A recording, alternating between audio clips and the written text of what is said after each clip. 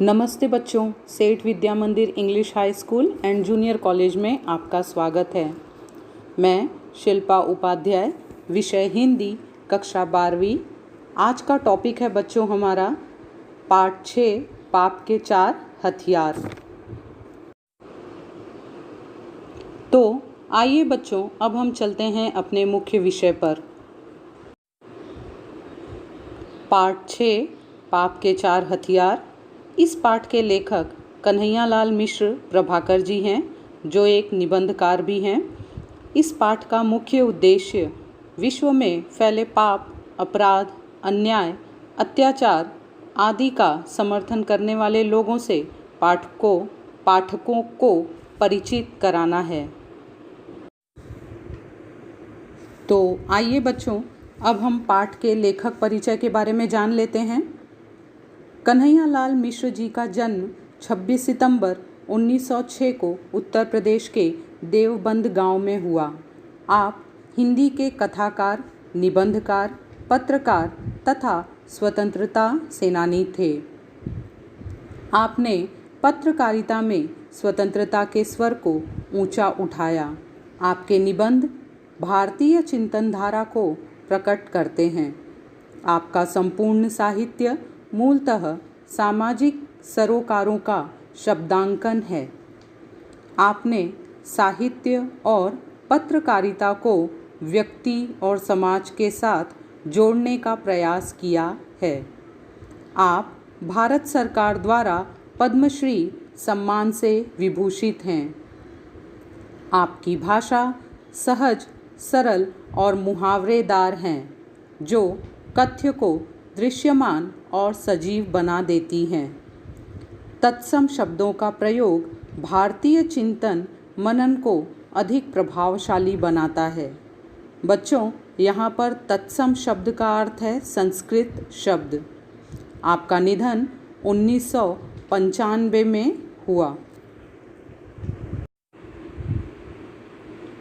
प्रमुख कृतियाँ हैं धरती के फूल, कहानी संग्रह, जिंदगी मुस्काई, बाजे पायलिया के घुंघरू, जिंदगी लहलाई, महके आंगन चहके द्वार निबंध संग्रह है, दीप जले शंख बजे, माटी हो गई सोना, संस्मरण एवं रेखा चित्र आदि।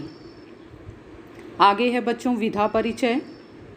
यह पाठ पाप के 4 हथियार यह एक निबंध है। निबंध का अर्थ है विचारों को भाषा में व्यवस्थित रूप से बांधना। हिंदी साहित्य शास्त्र में निबंध को गद्य की कसौटी माना गया है। निबंध विधा में जो पारंगत है वह गद्य की अन्य विधाओं को सहजता से लिख सकता है। निबंध विधा में वैचारिकता का अधिक महत्व होता है तथा विषय को प्रखरता से पाठकों के सम्मुख रखने की सामर्थ्य होती है। आइए बच्चों, अब हम देख लेते हैं पाठ परिचय। प्रत्येक युग में विचारकों, दार्शनिकों, संत महापुरुषों ने पाप, अपराध, दुष्कर्मों से मानव जाति को मुक्ति दिलाने का प्रयास किया, परंतु विडंबना यह है कि आज भी विश्व में अन्याय, अत्याचार, भ्रष्टाचार, पाप और दुष्कर्मों का बोलबाला है और मनुष्य जाने अनजाने इन्हीं का समर्थक बना हुआ है। समाज संतों महापुरुषों की जयंतियाँ मनाता है, जय जयकार करता है, उनके स्मारकों का निर्माण करवाता है, परंतु उनके विचारों को आचरण में नहीं उतारता। ऐसा क्यों होता है? लेखक ने अपने चिंतन के आधार पर इस प्रश्न का उत्तर खोजने का प्रयास प्रस्तुत निबंध में किया है। यह निबंध बच्चों बाजे पायलिया के घुंघरू निबंध संग्रह से ली गई हैं। तो आइए बच्चों, अब हम पाठ पढ़ लेते हैं। जॉर्ज बर्नार्ड शॉ का एक पैराग्राफ मैंने पढ़ा है, वह उनके अपने ही संबंध में है।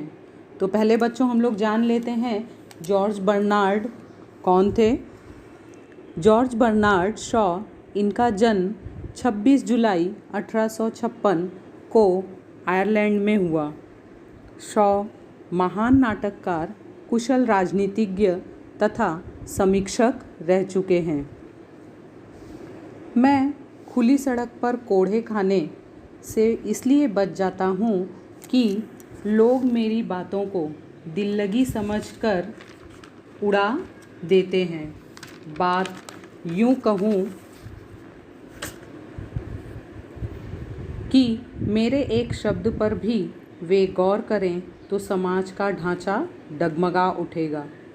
यहाँ कहा गया है बच्चों, दिल्लगी समझकर उड़ा देना, मजाक समझकर उड़ा देना, बातों पर ध्यान ना देना। गौर करें यानी अगर वो बातों पर ध्यान दें तो समाज का ढांचा डगमगा उठे, यानी समाज के राजकाज में बदलाव आ जाए, समाज में उथल पुथल मच जाए।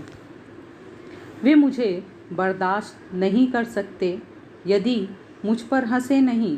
मेरी मानसिक और नैतिक महत्ता लोगों के लिए असहनीय है। उन्हें उबाने वाली खूबियों का पुंज लोगों के गले के नीचे कैसे उतरे। इसलिए मेरे नागरिक बंधु या तो कान पर उंगली रख लेते हैं या बेवकूफ़ी से भरी हंसी के अंबार के नीचे ढक देते हैं मेरी बात। शॉ के इन शब्दों में अहंकार की पैनी धार है। अंबार के नीचे ढक देना बच्चों, बातों को नज़रअंदाज कर देना, बातों की तरफ ध्यान ना देना। पैनी धार का मतलब होता है तीखे या धारदार।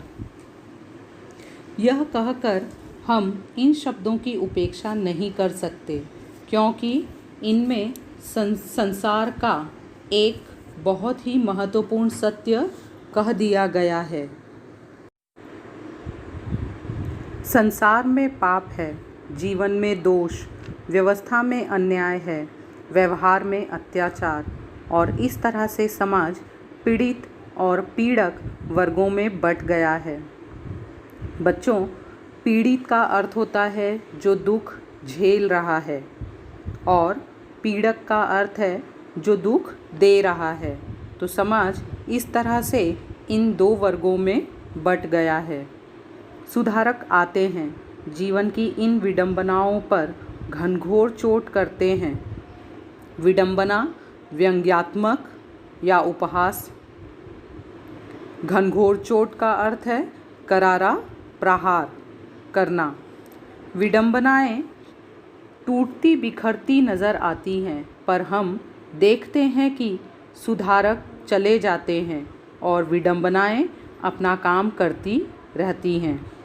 आखिर इसका रहस्य क्या है कि संसार में इतने महान पुरुष, सुधारक, तीर्थकर, अवतार, संत और पैगंबर आ चुके, पर यह संसार अभी तक वैसा का वैसा ही चल रहा है।